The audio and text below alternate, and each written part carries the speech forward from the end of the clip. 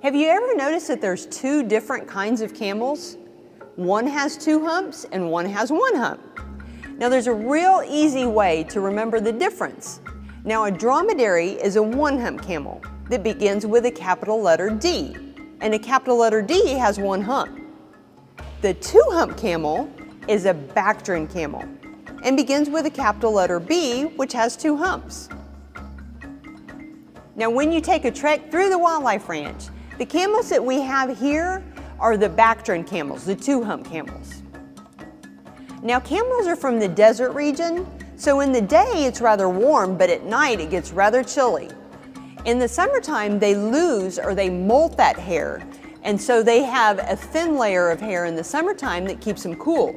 Now in the wintertime their hair grows thicker and that keeps them warm. The camel also has different adaptations that help them live in the desert. One of those is their thick woolly eyebrows that help them keep sand out of their eyes.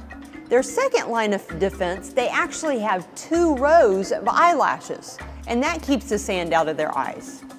They also have the ability to close their nose holes, their nostrils, and that keeps sand out of their nose. Another adaptation is the way their feet are built.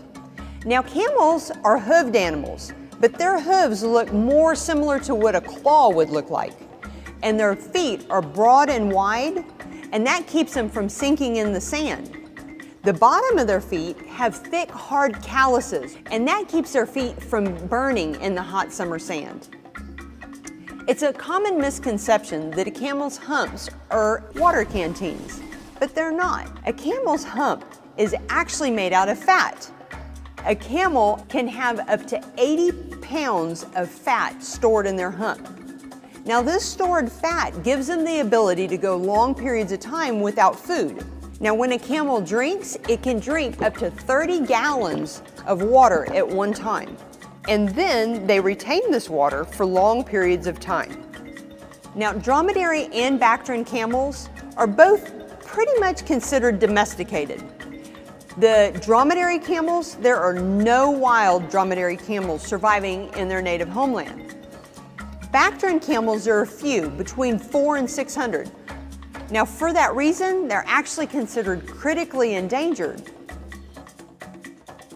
Hope you learned a little bit more about camels today, and we look forward to seeing you on your next wildly adventurous trek at Natural Bridge Wildlife Ranch.